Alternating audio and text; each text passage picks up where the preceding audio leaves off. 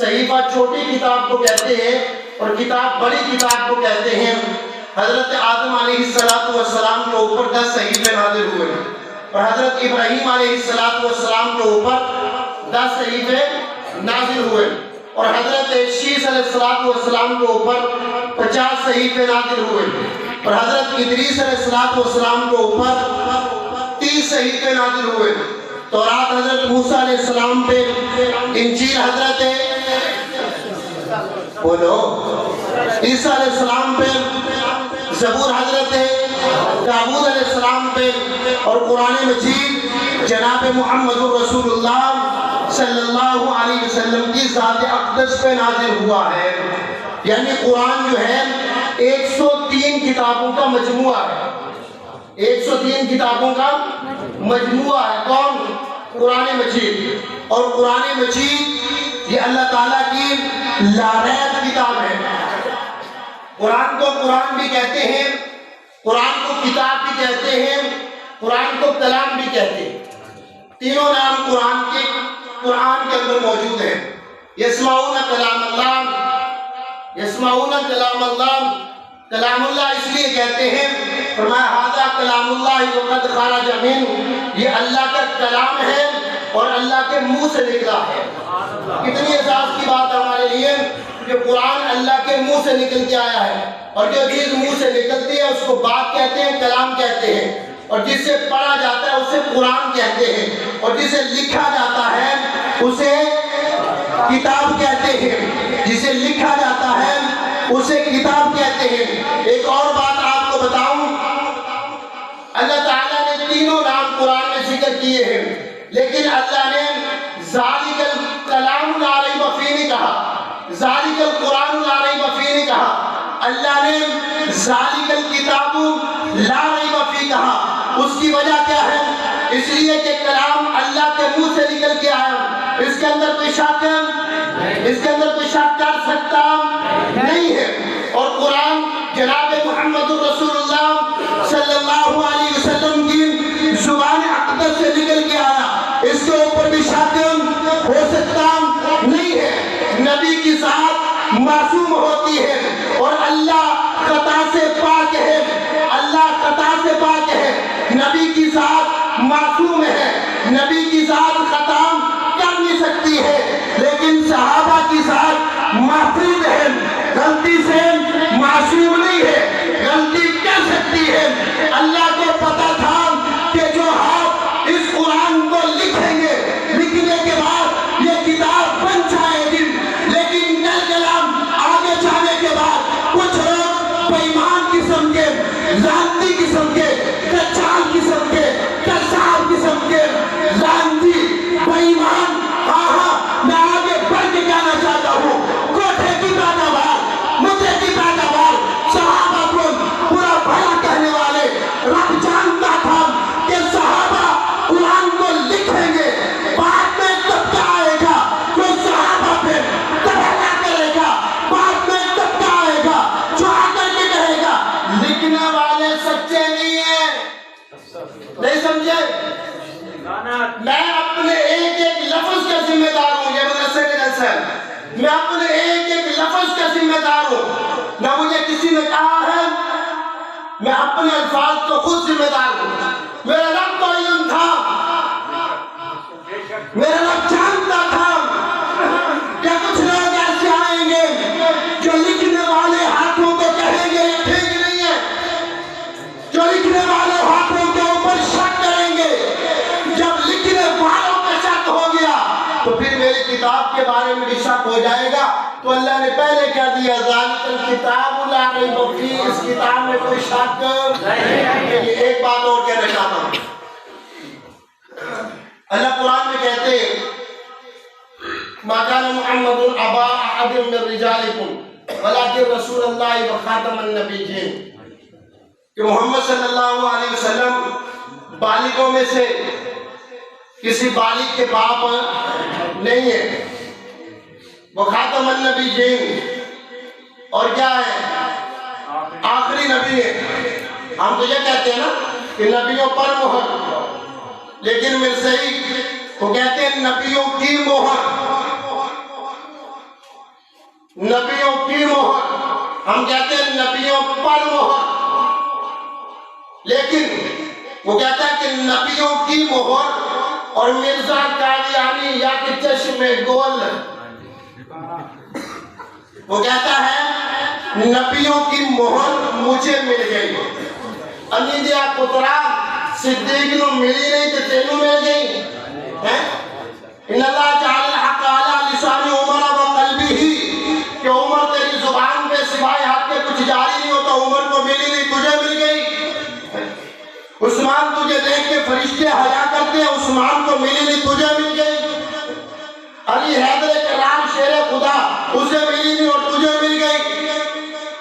جس کو میرے محبوب پیغمبر نے زبان کسائی، اسے ملی نہیں تجھے مل گئی۔ حضرات صحابہ کو ملی نہیں، اور کسیٹی کا پترا تینوں ملنی سی امور۔ میں نے چونکہ بھی کہا میری معلومات کے مطابق، علماء کی اپنی تحقیق ہے، اللہ کے نبی معراج پہ گئے، جب گئے تب بھی نماز پڑھائی، جب واپس آئے تو تب بھی نماز پڑھائی۔ میں کہتا ہوں 2 نمازیں پڑھائی۔ جاتے ہوئے انبیاء موجود تھے، کتابوں میں دیکھو، مطالعہ کرو، آدم تا عیسیٰ سبھی نظر آئیں گے۔ جب اللہ کے نبی واپس آئے، آدم تا عیسیٰ سبھی نظر آئیں گے۔ میں آسے پاسے دیکھیا کسے کونے دے وچ کانی دا پتر بیٹھا ہوئے گا تو سیدھی دا پتر میرے نظر نہیں آیا۔ جاتے ہوئے میں نے دیکھا شاید بیٹھا ہو کہیں پہ، لیکن یہ مرزا قادیانی بے ایمان لانتی بیٹھا نہیں تھا۔ میں نے کہا دیکھو، جاتے ہوئے اگر بیٹھا تھا جو اللہ کے نبی نے نماز پڑھائی تھی، پھر تو میں اسے نبی مانتا ہوں۔ واپس اللہ کے نبی آئے تب نماز پڑھائی، اگر پھر بھی موجود تھا میں پھر بھی مانتا ہوں۔ اگر اس رات نہیں تھا واپس کتوں آ گیا ہے؟ اے رو رہا ہے، اے رو رہا ہے کہ روڑے والے نوسی نبی، روڑے والے نوسی نبی۔ اور مرزیا تیرے نالوں میرا پیشاب چنگا ہے، تیرے نالوں میرا پیشاب چنگا ہے۔ گستاخ رسول دی جتنی توہین کرو اللہ اتنا بلند کرے گا بے شک۔ اور میں نے جمعے میں بھی کہا، میں نے کہا چیف جسٹس صاحب، اگر آپ کو رشتہ داری کا ثبوت دینا چاہتے ہیں، یہ ایک اتفاقی مسئلہ تھا کہ ختم نبوت کے گستاخ کافر حضرت، یہ اتفاقی مسئلہ ہے، ہاں جی قانون ہے، آئین ہے ہمارا۔ اب اس کو کیوں چھیڑا ہے؟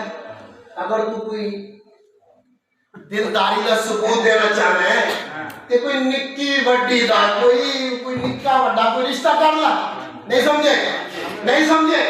اگر کوئی اتنی ہی پریشانی ہے، اگر تجھے اتنی ہی پریشانی ہے تو ان ملعونوں کا ساتھ دینا چاہتا ہے محترم جناب جسٹس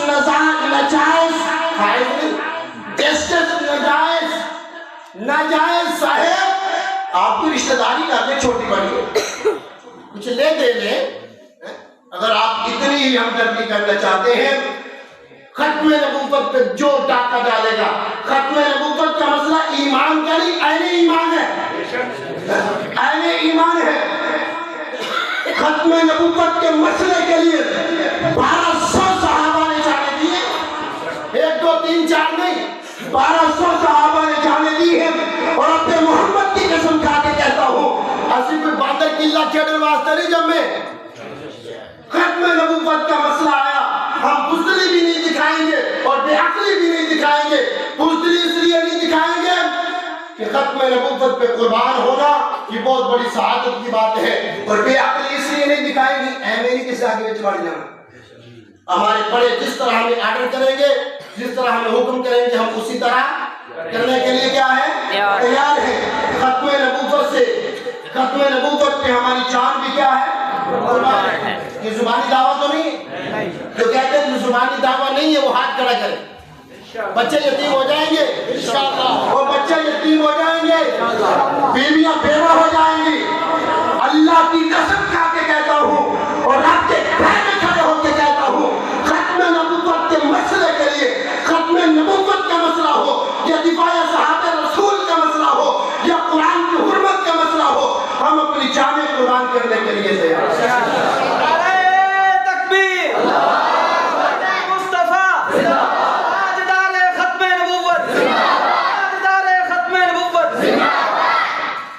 منجی دی موت بھی تو مرنا ہی ہے نا، ایکسیڈنٹ دی موت بھی تو مر جانا ہے، لیکن صحابہ واسطے، قرآن واسطے، نبی کی حرمت واسطے مر جانا، یہ مر نہیں، مر کے زندہ ہو جانا، یہ مر کے کیا ہے؟ زندہ ہو جانا ہے۔ فرمایا ولیکن رسول اللہ، باپ تو نہیں ہے، ایک ماں ہوتی ہے، ماں کی ممتا کتنی ہوتی ہے سب سمجھتے ہیں، اور ایک باپ ہوتا ہے، باپ کا پیار کتنا ہوتا ہے سب سمجھتے ہیں۔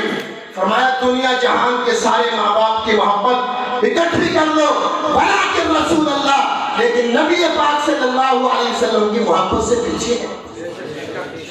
کیا فرمایا کہ جب تم باہر نکلو جوتا پہنو تو پہلے جھاڑ لیا کرو، کیوں؟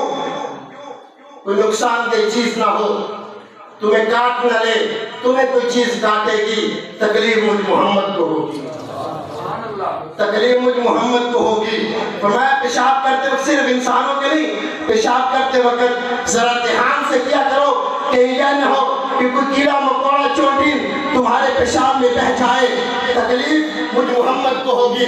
اللہ کے نبی ایک قافلہ لے کر کے گئے، ایک جگہ پہ پڑاؤ ڈالا، پڑاؤ جب ڈالا بیٹھ گئے تو خیمے کا پردہ اٹھا کے دیکھا تو کتیا اپنے بچوں کو دودھ پلا رہی تھی۔ میرے محبوب پیغمبر نے صحابی کو کھڑا کر دیا۔ صحابی کون؟ جس کے لیے اللہ قرآن میں کہتا ہے رضی اللہ عنہم ورضوان، سونیا میں انہاں تے راضی ہاں۔ انہاں کو پوچھنا اے بھی میرے تے راضی ہیں کہ نہیں راضی ہیں؟ انہاں کو پوچھنا کہ اے بھی میرے تے راضی ہیں کہ نہیں راضی؟ اللہ کے نبی نے صحابی کو کھڑا کر دیتا کہ تو ایتھے کھڑا ہو، ایتھے خیمہ نہ لان دے میں کسے دا، کیوں؟ اس واسطے کہ ایک ماں اپنے بچیاں نو دودھ پلا رہی ہے، جدوں کوئی خیمہ لاوے گا کہ میرے تکلیف ہو،